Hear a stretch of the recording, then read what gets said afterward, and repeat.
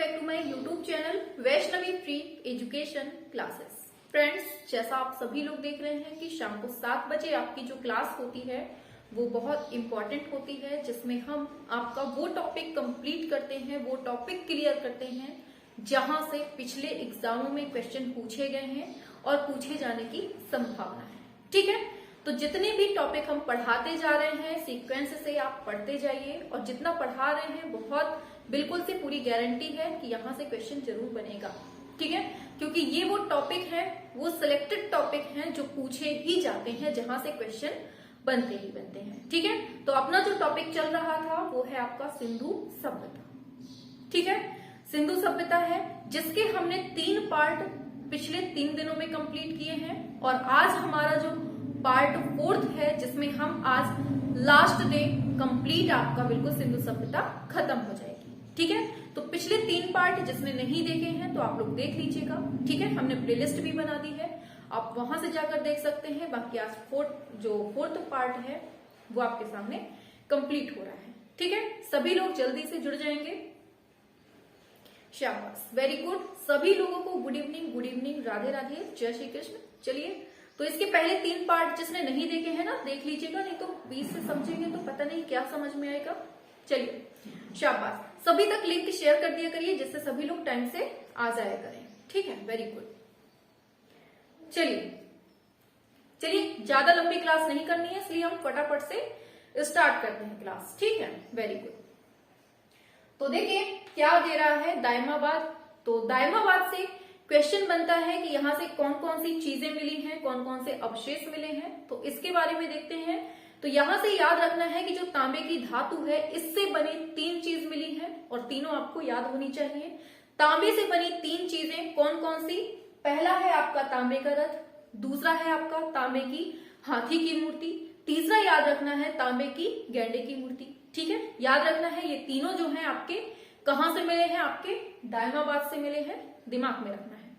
आगे पूछा जाएगा फिर सनौली, मोस्ट इंपॉर्टेंट है, आपके ही उत्तर प्रदेश में है, तो हो सकता है कि आपसे पूछ लिया जाए कि सनौली आपके कहां पड़ता है, तो याद रखना है बागपत, उत्तर प्रदेश में।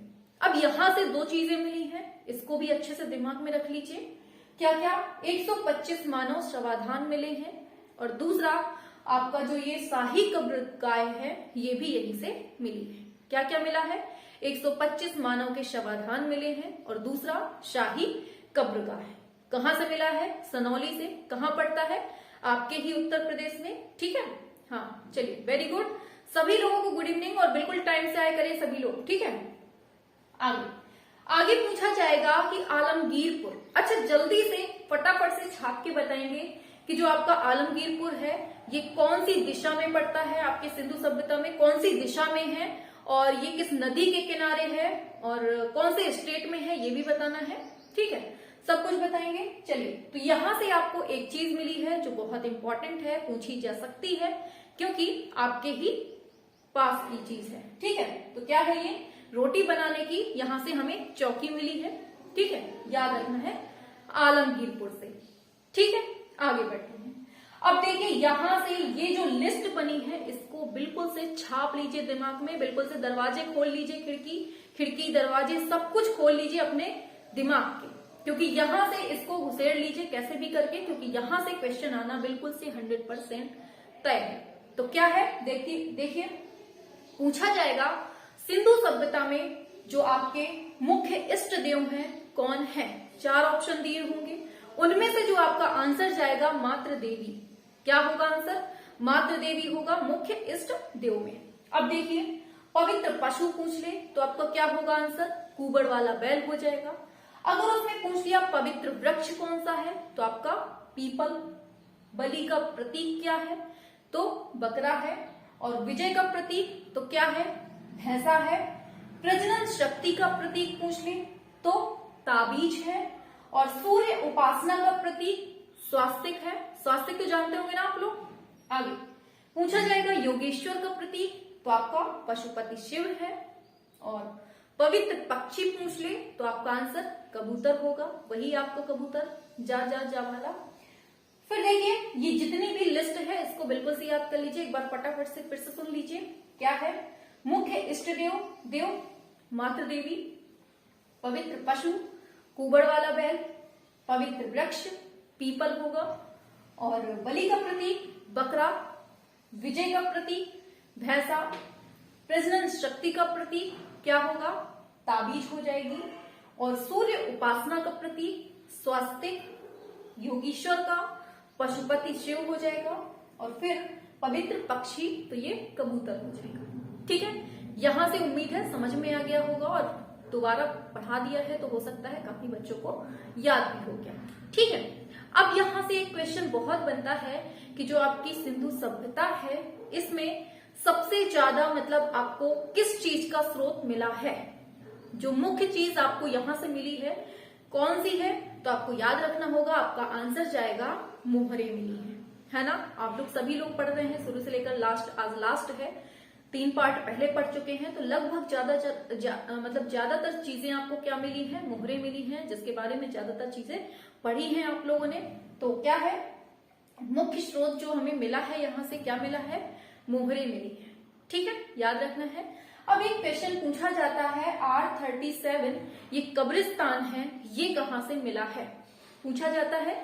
इसको याद रखिएगा, जो R37 कब्रिस्तान है ये आपको कहां से मिला है, तो आपको याद रखना होगा आपको हड़प्पा से मिला है। ठीक है, कहां से, हड़प्पा से मिला है। फिर आपसे पूछा जाएगा कि यहाँ की जो लिपि थी आपकी सिंधु सभ्यता की लिपि कैसी थी, तो आपको पता है कि दीवारों पे चित्र मिले हैं, कहीं कुछ मिले हैं, कहीं पत्थर में चित्र मिले हैं, तो क्या मिले हैं, ज्यादातर चीजें आपको किस चीज में मिली है, ऐसा तो है नहीं कि भैया हैंड रिटन में मिला हो या फिर वीडियो फॉर्म में मिला हो, है ना। ये तो आज की सभ्यता है। अगर आज की सभ्यता कहीं दब गई ना और फिर किसी ने खोजी तो आपको उनको क्या मिलेगा, उनको बढ़िया वीडियो कैमरा मिलेगा, आपकी स्टाइल मिलेगी, ये सब चीजें मिलेगी। लेकिन पहले क्या था, दीवारें थी, उसमें बने चित्र थे, तो आपको सबसे ज्यादा चीजें क्या मिली हैं, चित्रात्मक लिपि है यहाँ की। ठीक है, फिर पूछा जाएगा कि जो ये मतलब चित्र मिले हैं, जो मतलब चिन्ह मिले हैं, आपको टोटल कितने चिन्ह मिले हैं, संख्या पूछी जा सकती है। तो आपको याद रखना है 396 हमें आपको मतलब क्या मिले हैं, चिन्ह मिले हैं। कितने चिन्ह मिले हैं, 396, या फिर लगभग में बोल दीजिए 400 के लगभग। ठीक है, आगे बढ़ते हैं। तो यहां से ये पार्ट आपका बिल्कुल से कंप्लीट हो गया, उम्मीद है बहुत अच्छे से समझ में आया है। ठीक है, आगे बढ़ते हैं। अब देखिए सिंधु सभ्यता की कुछ विशेषताएं हैं, जो मतलब उनकी विशेषताएं हैं, जैसे धातुएं, कपड़े मिले हैं हमको, और कृषि होती थी, वस्त्र, मृदभांड, मोहर, पशुपालन, इन चीजों के बारे में जो चीजें मतलब हम लोगों को पढ़नी है आपके एग्जाम के लिए, तो उसको हम लोग यहाँ देख लेते हैं। ठीक है, चलिए, उम्मीद है बहुत अच्छे से समझ में आ रहा है आप लोगों को। क्लास कैसी लग रही है, सभी लोग बताएंगे क्लास कैसी लग रही है, मजा आ रहा है, नहीं आ रहा है, शाबाश। चलिए आगे बढ़ते हैं। तो क्या है विशेषताओं के बारे में, सबसे पहला नंबर आता है आपका धातु के बारे में। अब आपको ये चीज समझना है कि यहाँ पर कौन कौन सी धातु यूज होती थी, कौन सी धातु यूज नहीं होती थी, किसके बारे में इनको ज्ञान था, किसके बारे में ज्ञान नहीं था। ठीक है, तो चलिए देख लेते हैं। तो धातु के बारे में क्या है, तांबा, चांदी, सोना, टिन, कांसा, पीतल, सीसा, इतनी सारी धातुओं के बारे में यहाँ के लोगों को जानकारी थी, याद रखना है। और ये जो आपको रेड कलर से हमने गोला बना दिया है तांबा में, तो इस तांबा के बारे में एक विशेषता है कि जो मतलब मानव के द्वारा पहली उपयोग की गई धातु है वो कौन सी है, तांबा है। ये तो सभी बच्चे जानते हैं, है ना। लेकिन इससे एक क्वेश्चन और बनता है कि सिंधु सभ्यता के लोग जो थे इन्होंने सबसे ज्यादा यूज कौन सी धातु का किया, पूछा जाएगा कि सिंधु सभ्यता के लोगों ने सबसे ज्यादा कौन सी धातु का यूज किया, तो क्या होगा आंसर आपका, तांबा। ठीक है, याद हो गया। यहां से आगे पूछा जाएगा आपसे कि ऐसी कौन सी धातु है जो सिंधु सभ्यता के लोग जानते नहीं थे, उनके संज्ञान में नहीं थी, तो आंसर आपका जाएगा लोहा की तरफ। क्रॉस चिन्ह लगा है ना, इसका मतलब है कि यहाँ के लोगों को लोहे के बारे में नहीं पता था, लोहे को नहीं जानते थे, उन्हें इस चीज का ज्ञान नहीं था। ठीक है, आगे बढ़ते हैं। तो धीरे से आता है आपका नेक्स्ट पॉइंट, कृषि। अब कृषि के बारे में क्या है तो देखते हैं, क्या दे रहा है, जौ, गेहूं। गेहूं और जौ सबसे मुख्य यहाँ की कृषि थी, ठीक है। या फिर पूछ लिया जाए मानव के द्वारा सबसे पहले प्रयोग की जाने वाली जो फसल है वो कौन सी है, तो याद रखना है जौ है। अगर जौ नहीं दिया हो तो आपका आंसर जाएगा गेहूं की तरह, ठीक है। आगे आगे पूछा जाएगा मृदभांड पर फल, मतलब यहाँ पर जो है ना, जो मतलब मिट्टी के घड़े मिले हैं और जितने बर्तन मिले हैं ना, मृदभांड मिले हैं आपको, वहां पर जो मतलब मृदभांडों में आपकी कलाकारी की गई है उसमें फलों को दिखाया गया है। मतलब जो उसमें चित्र बने हैं उसमें फलों को चित्रित करके दिखाया गया है और इससे हम लोग अनुमान लगा लेते हैं कि इनको फलों के बारे में भी जानकारी थी, है ना। जैसे आप लोग खाते रहते हैं बढ़िया सेब, मौसमी और क्या खाते रहते हैं, केला वगैरह, ये सब खाते रहते हैं ना, ये सब चित्र आपके मृदभांड में बने थे। इससे हमें पता चलता है कि ये फल के बारे में भी जानकारी रखते थे, ठीक है। आगे यहाँ की जो मुख्य कृषि है, मोस्ट इंपॉर्टेंट, पूछा जाएगा कि यहाँ की जो मुख्य कृषि है वो कौन सी है। वैसे तो जौ और गेहूं है, लेकिन अगर उसने पूछ लिया कि खेती किसकी की जाती थी, कपास की खेती, तो याद रखना है ऐसे क्वेश्चन बनेगा कि कपास की खेती कौन सी सभ्यता की है। 4 ऑप्शन होंगे तो आपको बताना होगा सिंधु सभ्यता की है, हड़प्पा सभ्यता की है, इनमें से कुछ भी आ जाए आपको लगाना होगा, ठीक है। आगे बढ़ते हैं। और एक चीज और, जो यहाँ पर सबसे ज्यादा व्यापार किया जाता था ना, वो कपास का ही किया जाता था, ठीक है। आगे चलते हैं। पूछा जा रहा है कृषि का जो प्राचीनतम साक्ष्य मिला है वो कहां से मिला है, मेहरगढ़ से मिला है, ठीक है। कहां से, मेहरगढ़, पाकिस्तान से। आगे आगे पूछा जा रहा है अब पशुपालन के बारे में। पशुपालन के बारे में तो यहां से एक चीज निकल के आती है, यहां से एक चीज पता चलती है कि घोड़े की जानकारी यहां पर नहीं थी। क्या बताया हमने, यहां पर घोड़े की जानकारी किसी को नहीं थी, ठीक है, पहला पॉइंट। दूसरा आपसे पूछा जाएगा कि घोड़े की जानकारी यहाँ सिंधु सभ्यता में तो नहीं थी, तो कौन सी सभ्यता में थी, तो याद रखना है ये आपके वैदिक काल में इसकी जानकारी थी। और यहाँ का जो आपका वैदिक काल है, अभी हम पढ़ाएंगे बाद में, जो वैदिक काल है वहां का प्रिय पशु कौन था, तो ये आपका घोड़ा था, ठीक है। समझ में तो आ रहा है ना। आज तो बहुत पसीना बह रहा है, गर्मी आ गई है, हाँ। तो क्या है, फिर आपसे पूछा जाएगा वस्त्र के बारे में। क्या पूछेगा, वस्त्र के बारे में।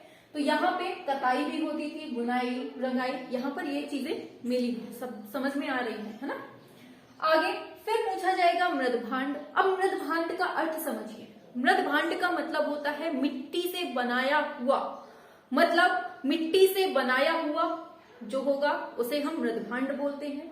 और यहाँ पर एक चीज होती थी, जैसे आज हम लोग घड़े देखते हैं ना, पहले हम घड़े को बढ़िया से चकिया में, जो मतलब गोल गोल चक्का होता है उसमें हम बढ़िया से ढालते हैं उसको गोलाई में, और फिर उसको जब मिट्टी से बना लेते हैं फिर हम उसको पकने के लिए आग वगैरह लगाई जाती है ना, चिमनी वगैरह बनाई जाती है, फिर उसको बढ़िया पकाते हैं मिट्टी को, वो बढ़िया बन के तैयार हो जाता है। जो ये प्रोसेस होती है ना वो यहाँ पर भी होती थी, जैसे आज हम लोग करते हैं वैसे ही प्रोसेस यहाँ पर होती थी। तो मिट्टी का जो बर्तन पकाते हैं, और एक चीज और, उसमें हमने अभी कल या परसों वाली क्लास में पढ़ाया था कि मिट्टी जब बन जाती है तो उसमें वैसे तो वो लाल हो ही जाता है ऑटोमेटिक, लेकिन अगर आपको और अच्छा सुसज्जित करना है उसको तो आप लाल कलर से पूरे को पोत दीजिए, मतलब पूरा पेंट कर दीजिए लाल कलर से, और उसमें बाद में काले कलर से डिजाइन बना दीजिए, फूल पत्ती बना दीजिए, चित्रकारी कर दीजिए।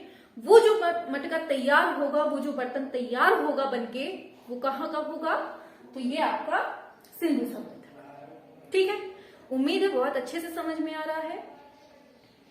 चलिए क्लास को शेयर वगैरह करते रहा करिए, ठीक है सभी लोग। आज ये लास्ट क्लास है आपकी सिंधु सभ्यता की। इसके पहले 3 पार्ट हो चुके हैं, जिसने नहीं पढ़े हैं ना पढ़ लीजिए, ठीक है। हाँ समझ में आ रहा है, वेरी गुड, शाबाश। चलिए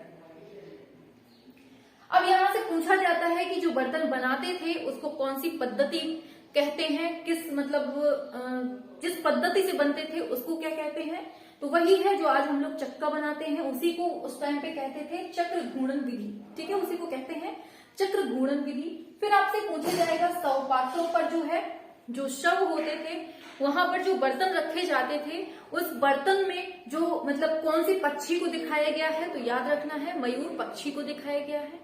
किसको, मोर को दिखाया गया है, ठीक है। अब यहाँ से जो मोहर मिली है मोस्ट इंपॉर्टेंट है, यहाँ से समझिएगा अच्छे से। जो मोहर मिली है वो किसमें बनी है? सेल खड़ी में बनी हुई है, पहला बात।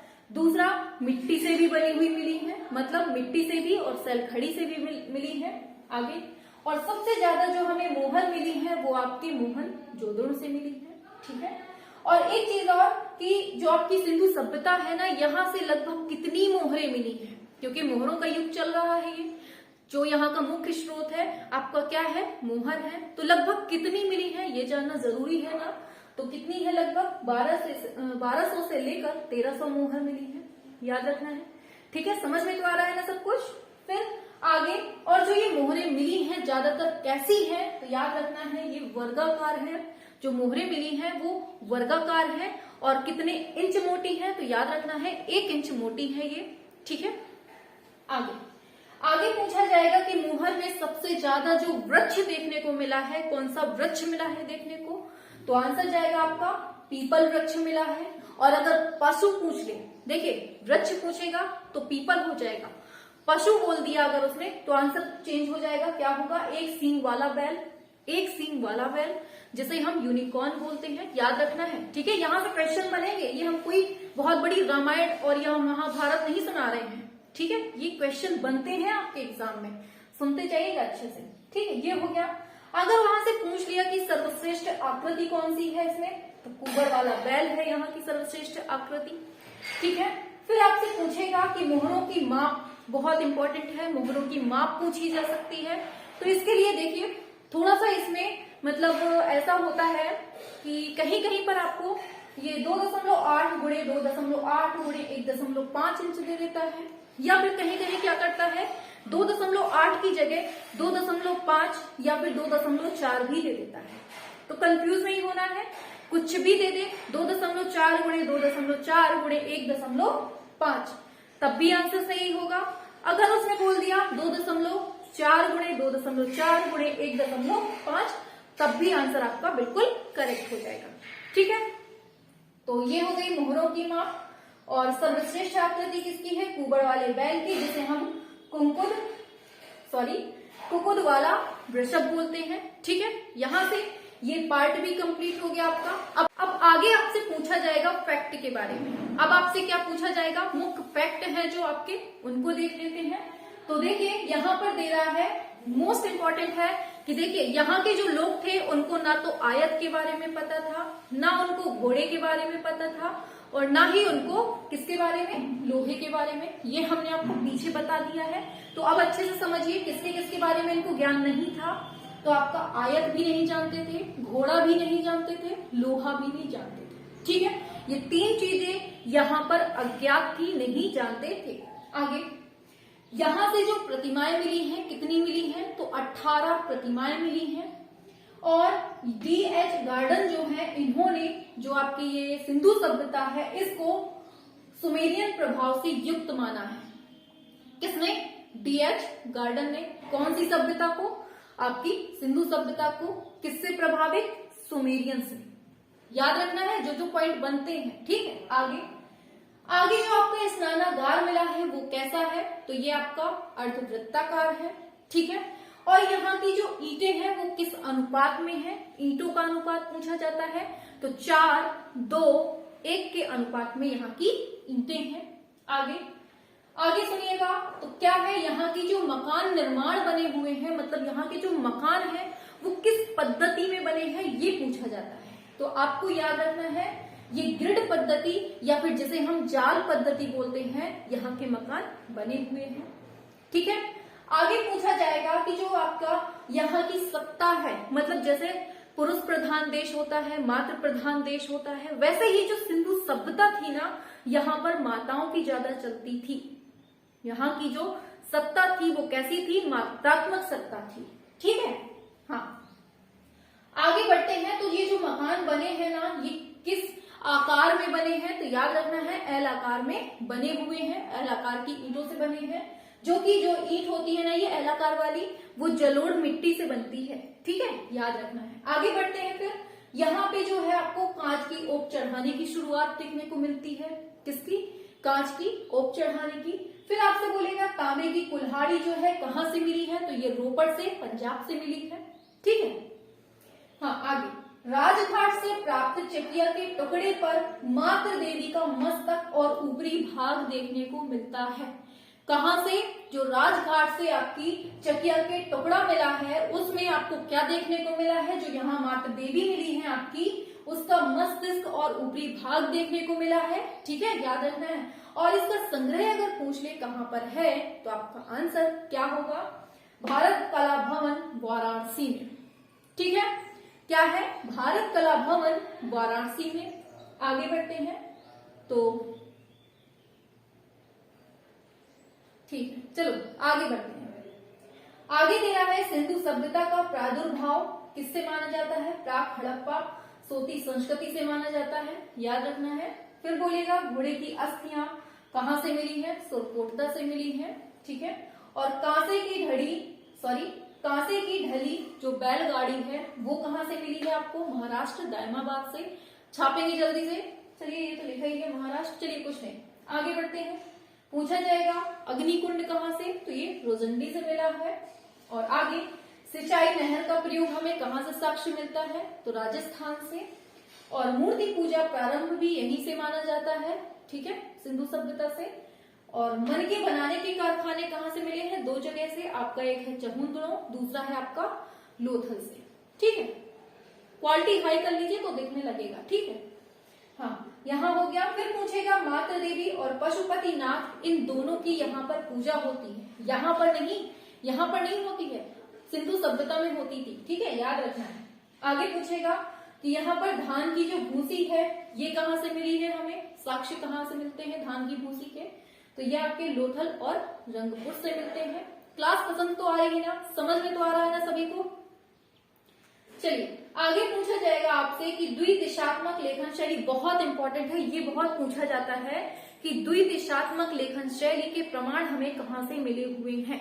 तो आपके सिंधु सभ्यता से मिले हुए हैं। और इस पद्धति को क्या कहते हैं? इस पद्धति को क्या कहते हैं? तो वेस्ट्रोफेडन बोलते हैं। देखिए ये होती क्या है, जैसे हम लोग यहां से यहां को लिखते हैं।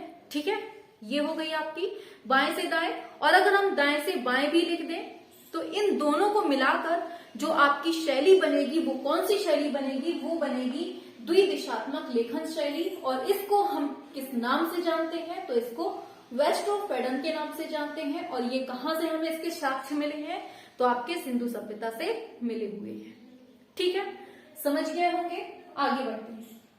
अब देखिए ये जो नीचे आपको ये चीजें मिल रही हैं, यहां से पूछा जा सकता है आपसे, यहां से आपसे वो चीज पूछी जाती है कि जैसे सिंधु सभ्यता जो है आपकी, सिंधु सभ्यता, इसके समकालीन सभ्यता कौन सी रही है या फिर इसके पूर्व की सभ्यता कौन सी रही है, ये पूछा जाता है। तो अगर आपको इनमें से कोई नाम, जैसे झोप सभ्यता, अमरी नुंद्रा नाल सभ्यता, झुकर झाकर सभ्यता, कुयेटा सभ्यता, कुल्ली मही सभ्यता, अगर इनमें से कोई नाम आपको एग्जाम में देखने को मिलते हैं तो आप समझ जाइएगा ये जो सभ्यताएं हैं आपकी, ये सब सभ्यताएं सिंधु सभ्यता के समकालीन हैं, मतलब इनके साथ में चलती रही हैं या फिर इसके पहले चलती रही हैं। ठीक है, समझ में आ गया होगा कि हमने क्या बताया आपको इनके बारे में। ठीक है, तो आज हमारी जो सिंधु सभ्यता थी उसका बिल्कुल से निचोड़ हमने आपको 4 वीडियो में दे दिया है। और आज जो अपनी क्लास थी वो 4th क्लास थी। ठीक है, इसके पहले हमने आपको फर्स्ट दिया, सेकंड दिया, थर्ड दिया, 4th दिया, चारों में समेट दिया है आपकी सिंधु सभ्यता को। ठीक है, तो चारों पार्ट आपको अच्छे से देख लेना है। समझ में तो आ रहा है ना सभी को? चलिए, हाँ शाबाश, सभी को बहुत अच्छे से क्लियर हो रहा है। वेरी गुड, शाबाश। चलिए तो फिर क्लास करते हैं ऑफ। ठीक है, मजा आ रहा है ना? देखिए इसके पहले 3 पार्ट हो गए हैं, जिसने नहीं देखे हैं तो आप देख लीजिएगा। ठीक है, सभी लोगों को बहुत पसंद आ रही हैं क्लासें। Very good, thank you. Comment में जरूर बताना है क्लास कैसी लगी। ठीक है,